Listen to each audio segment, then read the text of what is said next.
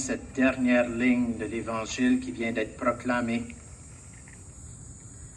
Si donc vous, qui êtes mauvais, vous savez donner de bonnes choses à vos enfants, combien plus le Père du ciel donnera-t-il l'Esprit Saint à ceux qui le lui demandent?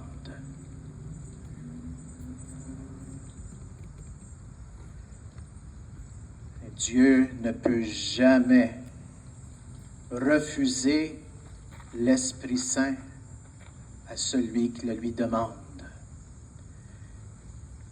Et dans notre prière, comme on l'a déjà souligné, tout est don. Don de Dieu. La grâce qui vient éveiller en nous le désir profond qui a été créé en nous, un désir qui ne sera jamais satisfait jusqu'à ce qu'on se retrouve en Dieu, parce qu'on a été créé par Dieu et pour Dieu.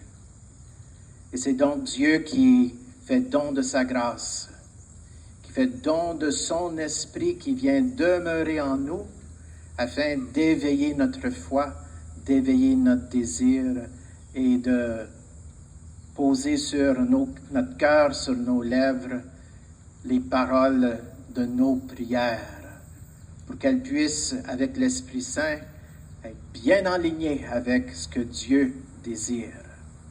C'est toujours la prière qu'on doit monter vers Dieu. Aujourd'hui, dans la première lecture, cette lettre aux Romains, on fait allusion justement à comment Dieu nous envoie son esprit afin d'intercéder auprès de nous. Et l'Esprit lui-même intercède pour nous par des gémissements inexprimables. Et Dieu qui scrute les cœurs connaît les intentions de l'Esprit, puisque c'est selon Dieu que l'Esprit intercède pour les fidèles. J'ai dit hier comment c'est important de rechercher la volonté de Dieu, pour que dans nos prières, dans toutes nos demandes, on puisse toujours laisser un peu de liberté au Seigneur. Seigneur, que ta volonté soit faite. Jésus le répète dans cette prière qu'il a enseignée à ses disciples. Et que ta volonté soit faite. On donne à Dieu toute la permission d'agir en nous et par nous, afin que nous puissions, nous, faire notre part à la construction du royaume. Et quand on remarque la vie de Jésus, cet homme de prière, comme on le voit ce soir, hein, les disciples le voient d'abord en prière. Ils n'osent pas le déranger avant de lui poser la question. Hein. Jésus, pourrais-tu nous apprendre à prier? Il ne dérange pas, il le voit en prière. Et Jésus, à chaque fois qu'il est en prière, il s'enligne avec le projet de Dieu, la mission qui lui est confiée. Et si vous remarquez, à tout grand moment dans les évangiles où Jésus accomplit quelque chose de grand, il est en train de prier avant que ça arrive. Sa mission est intimement reliée à sa vie de prière. Alors ça doit être de même pour chacun d'entre nous dans notre mission qui est propre. On a tous une vocation. Et Dieu nous appelle à quelque chose de beau et de grand. Et pour qu'on puisse accomplir ce que Dieu désire, eh bien, ce temps de prière est de toute importance. Et c'est la mission qui doit un peu animer, nous motiver à ne jamais perdre de vue ce temps de prière qu'on doit accorder. Et alors, comment Jésus répond à son disciple qui lui demande à lui apprendre à prier? Et Jésus répondra en disant le premier mot. Et là, je fais une petite parenthèse. On a entendu ce soir la version de Saint Luc. Si on lit la version de Saint Matthieu, le Notre Père est un petit peu différent dans les paroles. On pourra se poser la question, mais c'est qui a raison? L'Église a adopté plutôt la version de Saint Matthieu. C'est pas pour dire que Saint Matthieu, il l'a eu correct, lui. Le Notre Père, c'est pas nécessairement une formule toute faite qui ne doit pas être changée du tout, là. C'est plutôt une orientation de comment on est appelé à prier. C'est surtout ça que Jésus veut nous dire. Bien, nous, comme Église, on a pris les mots même de Jésus, puis on en a fait une prière toute importante dans notre vie chrétienne, hein, le Notre Père. Mais j'ai choisi le texte de Saint Luc ce soir justement pour aller voir qu'est-ce qu'il y a un petit peu différent, mais toujours fondé dans l'orientation générale que Jésus voulait nous donner en parlant de comment on est appelé à prier. Et le premier mot qui vient aux lèvres de Jésus, c'est le mot Père. Dans Matthieu, c'est notre Père. Pour signaler comment que notre prière, elle peut être personnelle, mais elle n'est jamais privée. Hein, je vous ai dit ça hier. Toujours une prière personnelle et communautaire. On fait partie du même corps du Christ en tant que baptisé. Et donc, lorsqu'on prie, on ne prie jamais pour soi-même, toute seule. On prie pour nous tous qui formons Église, le corps du Christ. Notre Père. Mais le mot Père, il est de toute importance. Ce n'est pas quelque chose de nouveau dans les religions du monde. Mais pour Jésus, le mot qu'il va utiliser finalement, c'est pas juste le mot Père, mais il va dire le mot Papa. Abba. Ça, c'est à nouveau. Vraiment nouveau. On n'oserait jamais parler à Dieu dans un ton si familier, puis à lui dire hey, « Papa hein? ». Et c'est ce que Jésus nous enseigne quand on se met en prière. Je vous ai parlé que la prière, c'est une relation d'amour. On entre dans un dialogue. On veut écouter d'abord ce que Dieu a à nous dire parce que c'est lui qui nous invite à la prière. Il a des bonnes choses à nous dire. Il veut nous tracer le chemin qui va nous amener à la vie en plénitude. Et donc, par amour, Dieu nous montre le chemin. Et nous autres, par amour, on répond à son invitation et on entre en dialogue avec lui. Et cette relation avec Dieu, il est très personnel comme un enfant qui parle à son papa. C'est comme ça que Jésus veut qu'on puisse prier. Père, que ton nom soit sanctifié. Vous vous rappelez les 5 formes de prière que je vous ai enseignées hier, qui viennent du catéchisme? Tout est dans le catéchisme. Je ne vous invente rien. La première, c'était la bénédiction, vous vous rappelez? Ensuite, on a parlé de l'adoration. Ensuite, on a parlé de la prière de demande, la prière d'intercession, l'action de grâce, la louange. Dans le « que ton nom soit sanctifié », on a ici de la louange. On n'est pas en train de prier pour que le nom de Dieu soit saint, parce qu'il est déjà saint. Mais on est en train de louer Dieu dans son nom qui est saint, et on demande à Dieu, manifeste-toi dans ta sainteté, par ton saint nom. Fais-toi connaître. Viens dans notre vie. Fais une différence dans notre vie. Viens te manifester. Que ton nom soit sanctifié. Et par le fait même, sanctifie-nous. C'est un peu une prière de louange. Et ensuite, une prière de demande toute spéciale. Que ton règne vienne. Pas de notre règne à nous. Alors, pas de nos plans à nous. Pas de nos désirs à nous. mais que ton règne, que ton plan, que tes désirs se réalisent. Et Dieu, son grand projet, c'est de bâtir son royaume.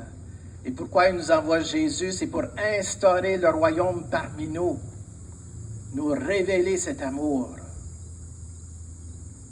Et donc, dans notre prière que Jésus nous enseigne, on ne doit jamais oublier de prier pour que sa volonté s'accomplisse dans notre vie, alors que ton règne vienne. Donne-nous le pain dont nous avons besoin pour chaque jour. C'est un peu différent chez Saint Luc que chez Saint Matthieu. Saint Luc s'adressait à une communauté chrétienne qui vivait la misère. Il parlait beaucoup aux pauvres. Et dans les enseignements de Jésus, dans l'évangile de Saint Luc, on a une attention particulière pour les pauvres. Et dans cette partie du Notre Père, c'est comme s'il parlait spécifiquement aux pauvres.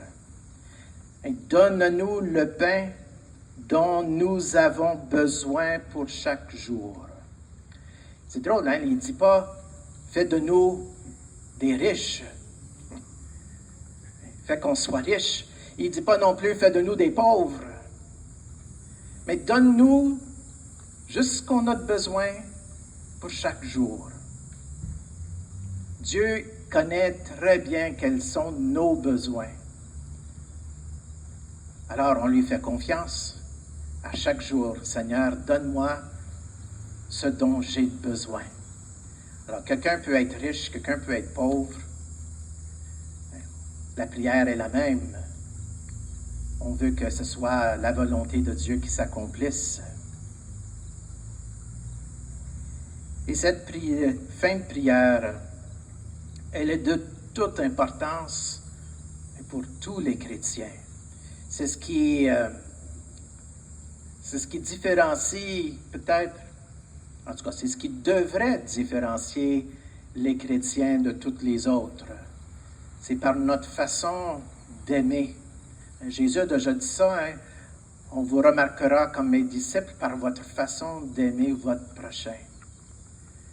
Mais ici, l'amour prend l'allure du pardon lorsqu'il dit « Pardonne-nous nos péchés, car nous-mêmes nous pardonnons aussi à tous ceux qui ont des torts envers nous. » Le pardon doit jouer une place toute importante dans notre vie chrétienne.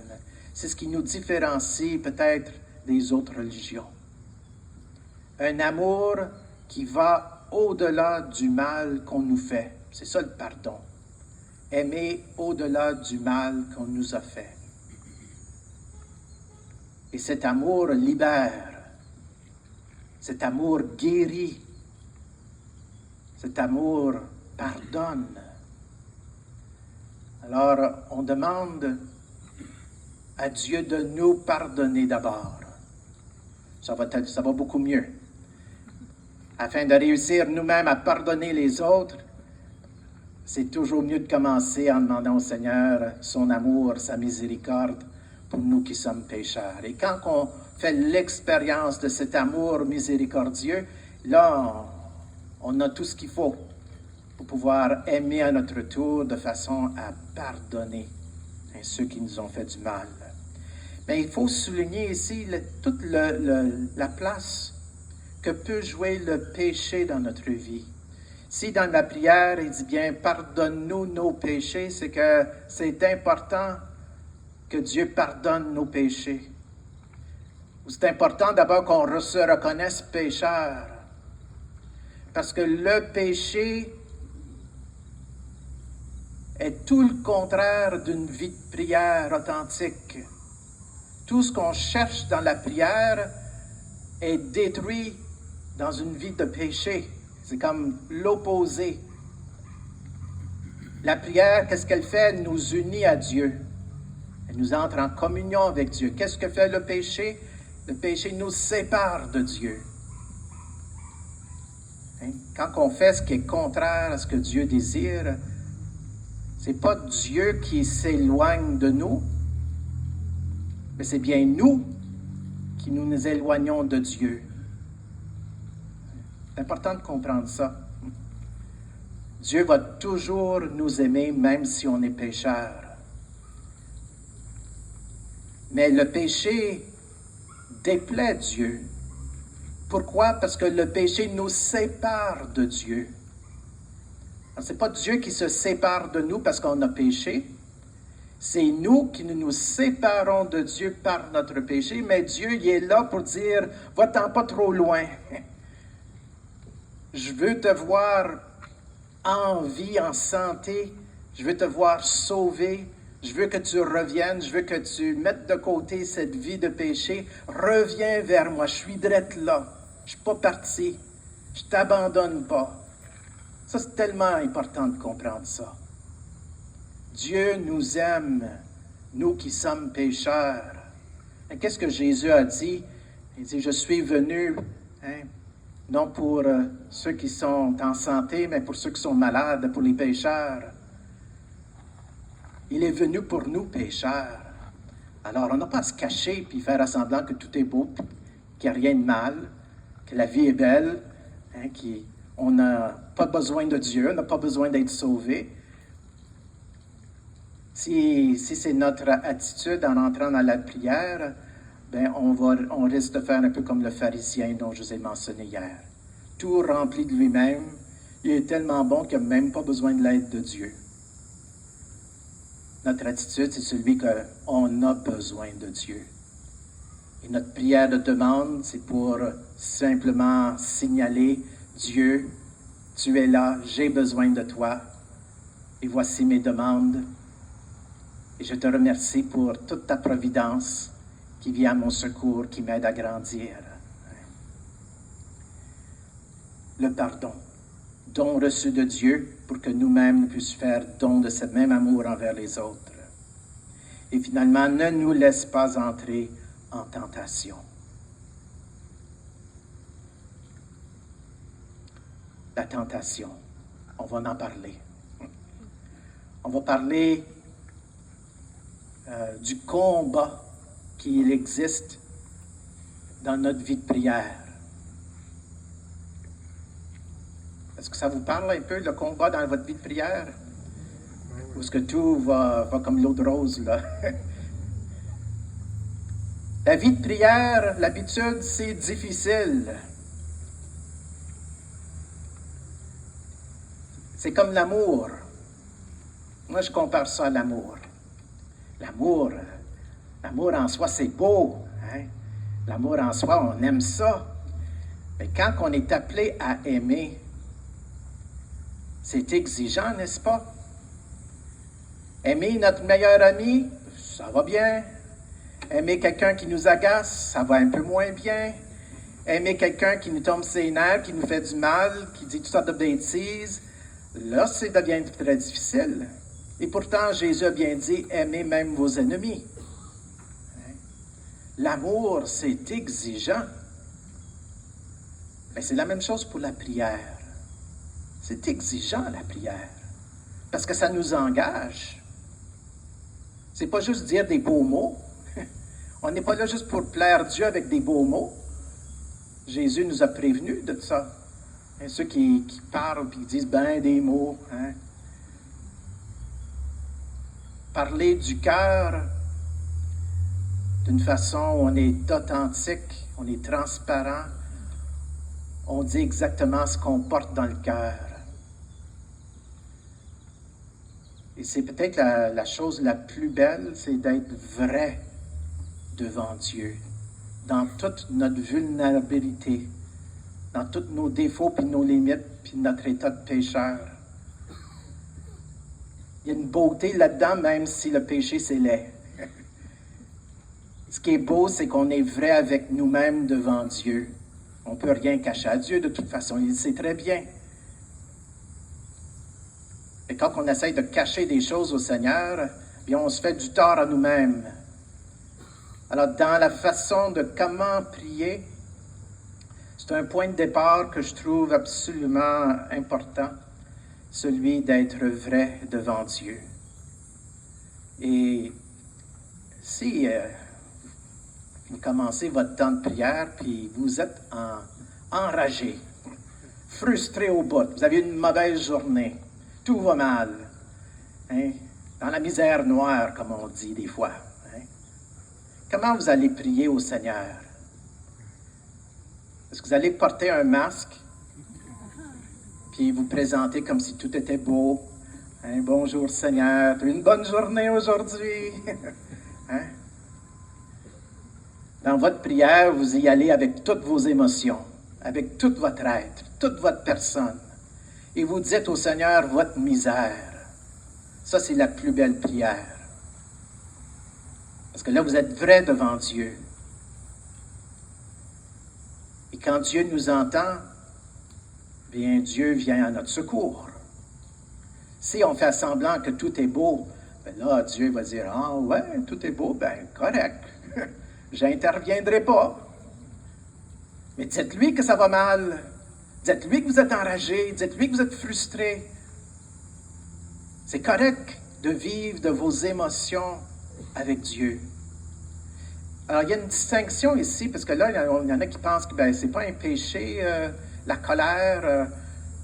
Ben là, vous n'êtes pas en maudit contre Dieu, quoique des fois, on est peut-être enragé contre Dieu. Parce que des fois, il y a des événements de la vie qui viennent nous déranger énormément, puis qui viennent tout remettre en question, puis on se pose des questions devant Dieu. Pourquoi Dieu? Hein? Pourquoi tu m'as fait ça? Des fois, on met le blâme sur Dieu, alors que Dieu n'a rien à voir avec ce qui nous est arrivé. Ou on dit, pourquoi Dieu as-tu permis que ça m'arrive? Ah, ça c'est un peu différent. Il y a un peu de liberté là-dedans. C'est mieux. Dieu respecte énormément notre liberté. Et la liberté, elle est nécessaire pour que l'amour soit vrai et libre. Mais il y a un risque dans la liberté que Dieu nous a donnée. Et le risque, c'est qu'on se fasse mal, qu'on comprenne des choix contraires à celles de Dieu. Mais c'est le risque que Dieu a pris pour que notre amour soit vrai et libre. Et alors, quand on se met en prière et qu'on est enragé, c'est correct de dire notre état d'âme. Ce n'est pas un péché, ça, d'exprimer nos émotions. Si on fait du mal avec notre émotion, ça, c'est autre chose. C'est là que le péché rentre dans notre vie. C'est qu'est-ce qu'on fait avec nos émotions. Mais de partager avec le Seigneur, là où nous en sommes, c'est correct. C'est même bon. Puis souvent, ça agit comme un catharsis, ça nous libère. Comme vous le faites avec votre coiffeuse, votre barbier, quand vous allez vous raconter toutes vos histoires, ou quand vous allez au bar, puis prenez un verre, puis vous racontez, vous faites votre confession à celui qui est là au bord du bar, là. Vous avez vu des films, le monde fait ça des fois. Hein? C'est comme leur conseiller, le psychologue. On leur raconte tout. Et on raconte à Dieu ce qui est le plus précieux. Et on lui demande son aide. Et qui est mieux que Dieu lui-même pour nous aider. Et dans les réalités des combats qu'on vit, il y a ce que j'appelle des fois la part de la noirceur en nous. Je vous explique un peu ce que ça veut dire. Et parfois, on est déçu dans notre vie de prière. Et c'est causé par notre résistance à accepter une réalité difficile, des fois honteuse, une réalité qui nous rend des fois coupables. On sent la culpabilité. Puis là, il y a des sentiments qui fait qu'on est comme un hypocrite devant Dieu. On n'est pas vrai avec nous-mêmes et avec les autres. Puis là, l'orgueil s'en mêle, le mensonge, des fois, prend le dessus. Puis ça peut nous plonger dans une noirceur. Et ça affecte notre vie de prière. Alors, qu'est-ce qu'on fait dans les moments de même? La rencontre avec notre noirceur intérieure est essentielle pour qu'il y ait une vraie prière. Parce que là, quand on se met devant Dieu, Dieu, lui, nous révèle sa lumière. Il ne nous fait pas juste révéler sa lumière, il nous fait entrer dans sa lumière. Et la lumière de Dieu est toujours plus puissante que nos ténèbres. La victoire du Christ sur la mort et sur le mal, par sa résurrection, c'est la promesse de la vie éternelle qu'il nous fait. Et donc, quand on se trouve dans nos noirceurs, on se place devant Dieu dans notre prière et on demande au Seigneur de faire lumière sur nous. Des fois, ça fait mal. Des fois, ça fait vraiment mal. Quand Dieu, quand il jette sa lumière sur nous, il va nous faire voir toutes nos réalités. Des fois, tous nos bobos, nos cicatrices, nos laideurs. Mais il ne nous laisse pas avec ça. Il dit, il y a quelque chose d'encore plus beau que toutes ces réalités-là au cœur de ton être. Parce que tu as été créé à mon image. Il y a quelque chose de beau en toi. Alors laisse la lumière t'amener jusqu'à cette beauté là où je t'ai créé. C'est ça que Dieu veut faire dans ce temps de prière. Alors, c'est ce qu'on doit faire avec nos noirceurs. Un autre obstacle souvent dans notre vie de prière, c'est nos blessures, blessées dans notre amour propre. Et des fois, on se sent rejeté, non désiré, non aimé. Et l'expérience, des fois, est si pénible que nous n'avons plus le courage de prendre le risque que requiert l'amour. Alors, pour ceux qui ont déjà été blessés dans l'amour, dans une relation d'amour, vous savez comment c'est difficile de s'ouvrir une autre fois à une relation d'amour? Parce que là, on a peur que quelqu'un va nous rejeter encore une fois. Puis ça fait tellement mal qu'on ose des fois ne plus s'ouvrir. On ferme la porte. Et quand on fait ça dans notre vie personnelle avec d'autres êtres humains, on transfère cette réalité-là dans notre relation avec Dieu. Et là, on n'ose même pas laisser Dieu nous aimer. Parce qu'on pense que le risque de se laisser aimer va nous jouer un mauvais tour. Et ça nous affecte dans notre vie de prière. C'est difficile d'aller vers Dieu quand on ne lui fait pas confiance. Alors ça, dans les temps de même, votre prière doit dire, Seigneur, aide-moi à te faire confiance parce que là, j'ai vraiment de la misère à m'ouvrir à ton amour. Et pourtant, dans ma tête, je le sais que tu es bon, mais dans mon cœur, je suis blessé. Viens guérir en moi ce qui est blessé pour qu'il y ait une vraie relation d'amour qui puisse se vivre. Alors ça, c'est une autre réalité qui souvent affecte notre vie de prière. Une autre réalité, c'est, des fois, est-ce qu'il y en a qui sont des perfectionnistes ici? Pas besoin de lever la main, là. La vie d'un perfectionniste peut jouer des mauvais tours sur notre vie de prière. Parce que vous voulez que tout soit parfait. Vous voulez que votre vie soit une réussite. Puis vous voulez que votre prière soit une réussite. Puis vous voulez tellement qu'elle soit parfaite, votre prière, que puis là, c'est les scrupules, des fois, qui rentrent en jeu. Puis là, vous vous remettez en question votre qualité de prière. Vous dites, je pense que j'ai manqué un mot, là, j'ai pas bien dit la formule de ma prière, il faut que je recommence. Ou vous faites toutes sortes d'inquiétudes par rapport à la réussite. C'est comme si votre prière doit être un rendement. Mais là, vous vous trompez royalement. Ça n'a rien à voir avec un rendement. Votre prière, c'est pour vous unir, entrer en communion avec Dieu. C'est ça le but d'une prière. C'est pas pour un rendement.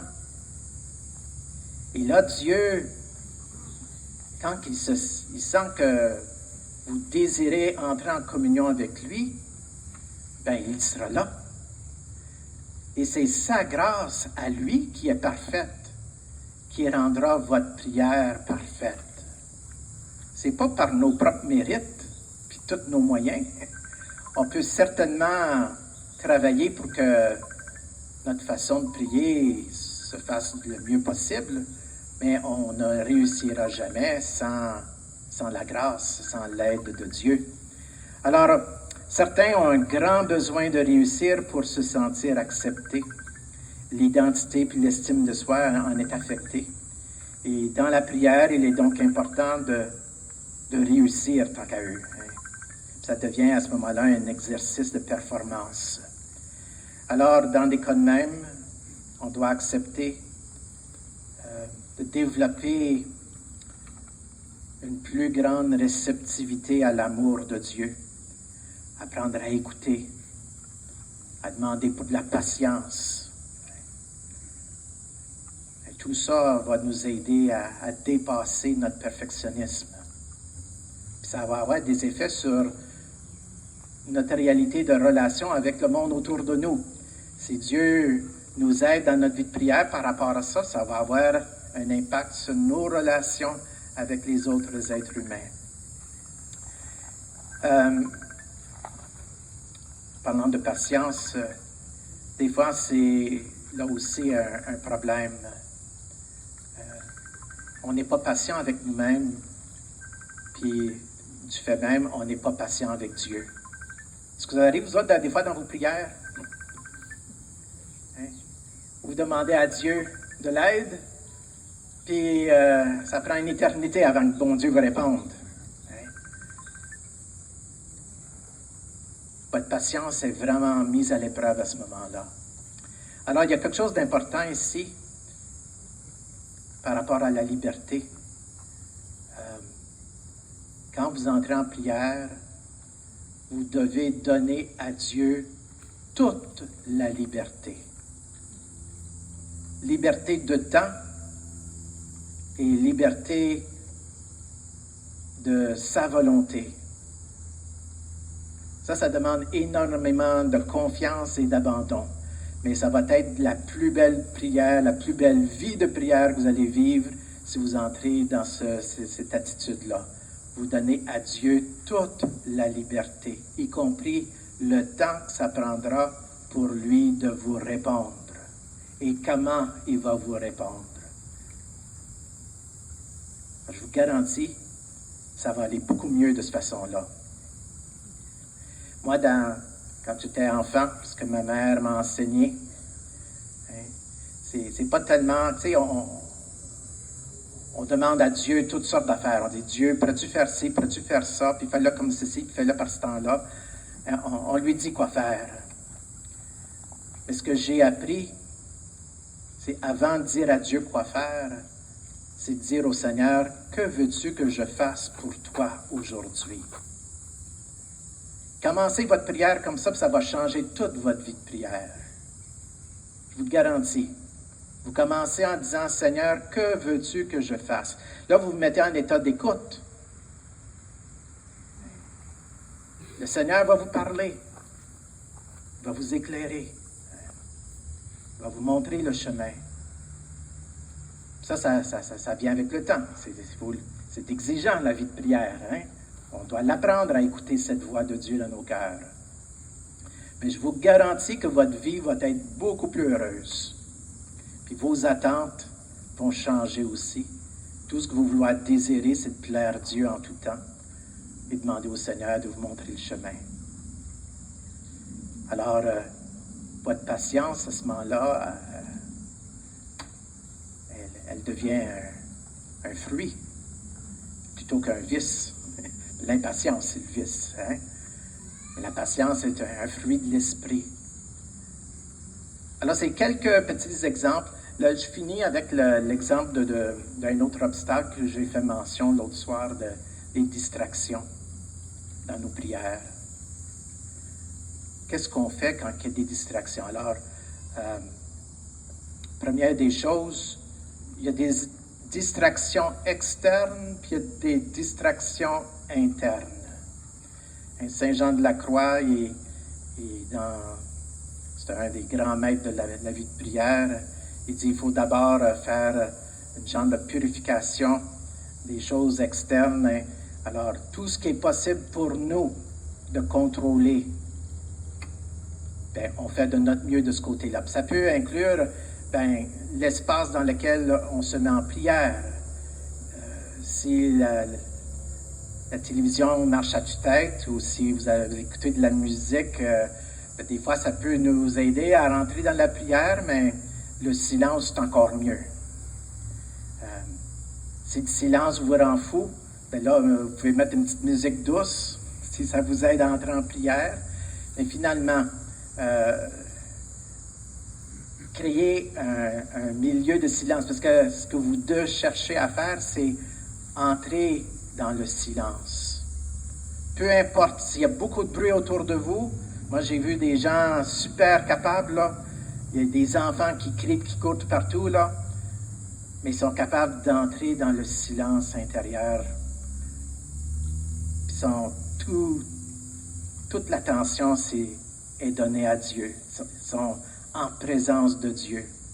Alors, ça demande la pratique pour arriver à faire quelque chose de même, mais c'est nécessaire. Un exemple, peut-être, puis vous êtes une génération qui va comprendre, les plus jeunes, peut-être un peu moins, mais tu sais, la radio, autrefois, où il y avait un bouton qu'il fallait tourner pour arriver au poste qu'on voulait avoir, là. Des fois, il fallait jouer un petit peu avec le bouton pour arriver à avoir la bonne fréquence, sinon ça grichait.